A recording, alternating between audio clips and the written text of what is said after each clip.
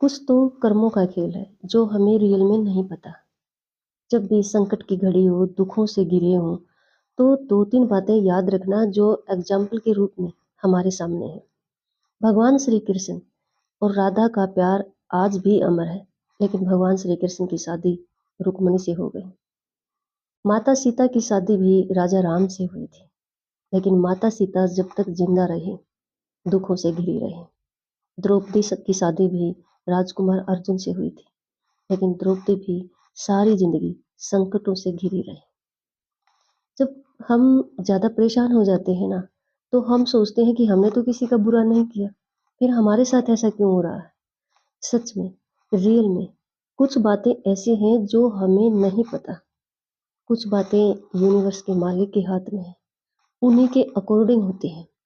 इसमें ये नहीं होता कि किसी ने बुरा किया है उसके साथ ही ये होता है, या कुछ अगले पिछले जन्मों का होता है, लेकिन हमें नहीं पता। बस ये सोचें कि संकट की घड़ी है और यूनिवर्स का मालिक अपनी मर्जी से कुछ कर रहा है। शांत रहें और जो हो रहा है, जो हमारे बस में नहीं है, बस उसको स्वीकार कर लें। गरीबी में किसी भी तरह का गुण नहीं होता, ये हम सभी जानते हैं। लेकिन एक दिन गरीबी ने घमंड में आकर टैलेंट को ही ललकार दिया और कहा कि मैं आपका कोई भी गुण शो नहीं होने दूंगी। टैलेंट ने भी बड़े स्वाभिमान से कहा कि मैं तो खुद टैलेंट हूँ, तुम शो होने से कैसे रोक सकती हो। आपको जानकर हैरानी होगी कि सच में गरीबी ने टैलेंट का एक गुण भी शो नहीं होने दिया। गरीबी होती ही ऐसी है। तो एक दिन टैलेंट की मुलाकात मेहनत से होती है। मेहनत ने पूछा टैलेंट से कि तुम बहुत उदास हो, क्या बात है। तो टैलेंट ने सारी बात बताई।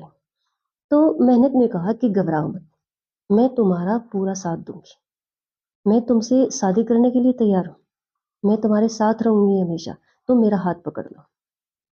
टैलेंट भी मजबूर था, मजबूरी लगा लो या ये कह लो कि गरीबी ने उसको बिल्कुल बुरी तरह से हरा दिया था। टैलेंट ने मेहनत का हाथ थाम लिया, और जैसे ही मेहनत का हाथ थामा, सच में टैलेंट और मेहनत जब एक हुई, गरीबी डरकर ऐसे भागी, कभी भी उनके सामने नजर नहीं आई। ये रियलिटी है। भिखारी वो नहीं होता जो भीख मांगता है, जो गरीबी में है। नहीं, भिखारी वो होता है जिसकी भावना सिर्फ लेने की होती है, पाने की होती है, कुछ करने की नहीं होती, कुछ देने की नहीं होती। यूनिवर्स का एक एक पावरफुल नियम है जिसको हम गिवन एंड टेक रूल बोलते हैं, जो सबसे पावरफुल है। जो इसको समझ जाता है ना, सच में उसकी नैया पार हो ही जाती है। और मोस्टली इस दुनिया में इस नियम को जो व्यापारी है ना, बिजनेसमैन है, वो इस नियम को अच्छी तरह से समझते हैं। और तभी तो आज की दुनिया में जो बिजनेस कर रहे हैं ना, वही उनके पास, आप नोट कर लेना, उनके पास सबसे ज्यादा पैसा है। भिखारी होता है वो इंसान जो सिर्फ लेने की भावना रखता है, चाहे रिश्तेदारों की बात है, चाहे अपनों की बात है, चाहे फिर यूनिवर्स की बात है। एक लड़की ने अपनी माँ से पूछा कि माँ, रिश्ते दिल यानी प्यार से चलते हैं या दिमाग से, बुद्धि से। तो माँ ने कहा कि रिश्ते चलते तो दिमाग से ही, बुद्धि से, लेकिन अगर प्यार शामिल हो जाए तो रिश्ते खूबसूरत हो जाते हैं। किसी भी इंसान की पर्सनैलिटी खुद के नेचर पर, खुद के व्यवहार पर डिपेंड करती है, लेकिन एटीट्यूड हमेशा ही सामने वाले के व्यवहार पर डिपेंड करता है। औरत भगवान की सुंदर रचना है, बहुत ज़्यादा सुंदर। यकीन ना हो तो अपनी माँ को देख लो।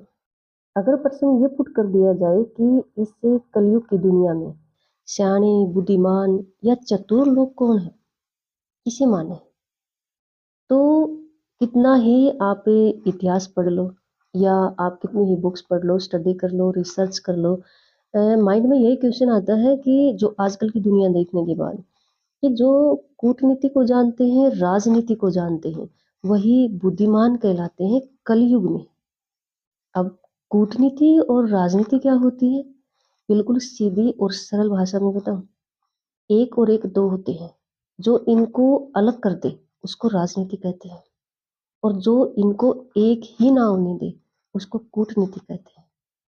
ये सही तो नहीं है, मुझे भी पता है और आपको भी पता है, लेकिन कलयुग में ऐसा ही हो रहा है। जो कूटनीति और राजनीति जानता है उसी को चतुर, बुद्धिमान और सियाना समझा जाता है।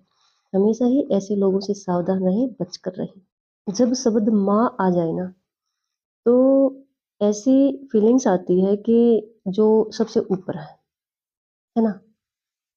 लेकिन मैंने अपनी लाइफ में एक ऐसी माँ को देखा जो सबसे ऊपर है। नहीं, मैंने सच में रियल मानिए अपने एक्सपीरियंस से बता रही हूँ, अनुभव से बता रही हूँ।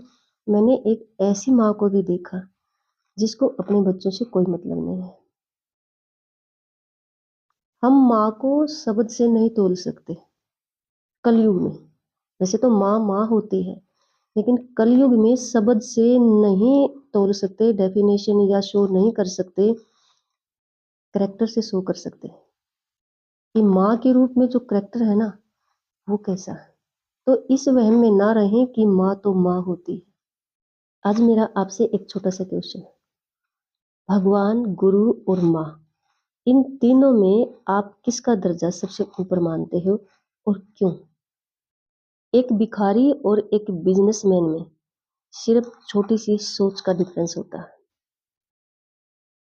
ये एक लंबी स्टोरी है, लेकिन मैं आपको सिर्फ इतना बता दूं कि एक सोच के नजरिए ने एक भिखारी को बहुत बड़ा बिजनेसमैन बना दिया। और सच में एक यूनिवर्स का एक नियम है, गिवन एंड टेक, और इसको सबसे अच्छे तरीके से फॉलो और समझता है एक बिजनेसमैन।